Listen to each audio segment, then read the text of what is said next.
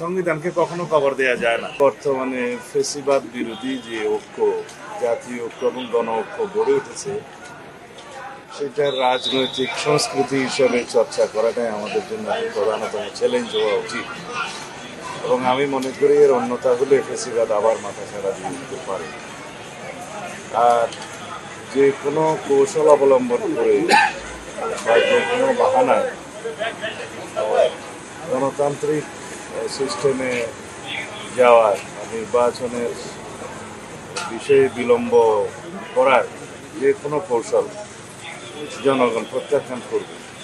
সুতরাং যত শিগগির সম্ভব গণতান্ত্রিক প্রক্রিয়ায় রাজনৈতিক সরকার প্রতিষ্ঠার দিকে আমাদের মনোযোগ দেওয়া উচিত। প্রাতিষ্ঠানিক সংস্কার, আইনি সংস্কার এবং মাঠের সংস্কারের জন্য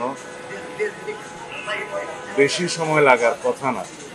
তো জাতীয় ঐক্যমতের ভিত্তিতে প্রয়োজনীয় সংস্কার কার্যক্রমগুলো এবং নির্বাচনের প্রস্তুতি একই সাথে নিয়ে যত দ্রুত সম্ভব গণতান্ত্রিক প্রক্রিয়ায় যাতে আমরা যেতে পারি সেই দিকে মনোযোগ দেওয়ার জন্য আমি অন্তর্বর্তীকালীন সরকারকে আহ্বান জানাবো। ধন্যবাদ।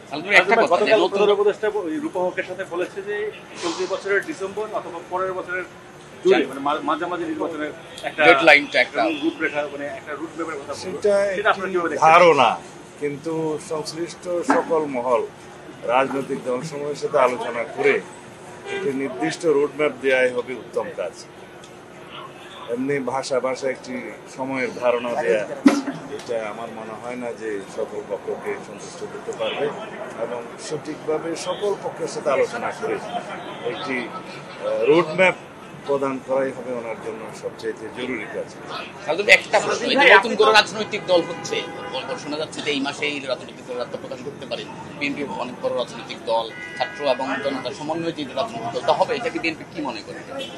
গণতান্ত্রিক পরিবেশে এবং বাংলাদেশের এই অবস্থায় নতুন রাজনৈতিক শক্তির যদি উদয় হয় আমরা স্বাগত জানাবো, তবে সেটা যেন কিংস পার্টি টাইপের এবং সরকারি সহযোগিতায় না পেয়ে তারা সুষ্ঠু ধারায় রাজনৈতিক প্রক্রিয়ার মধ্যে জন্মগ্রহণ করে, সেটাই ভালো।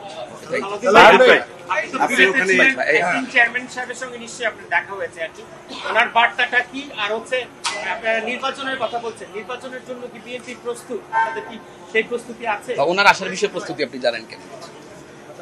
আমাদের মাননীয় ভারপ্রাপ্ত চেয়ারপারসন জাতিকে ঐক্যবদ্ধ রাখার জন্য, থাকার জন্য আমাদের সকল প্রয়াস নেওয়ার জন্য নির্দেশনা দিয়েছেন।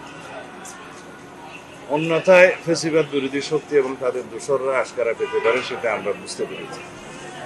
ইতিমধ্যে সেরকম বিভিন্ন কর্মকাণ্ড জাতি প্রত্যক্ষ করেছে।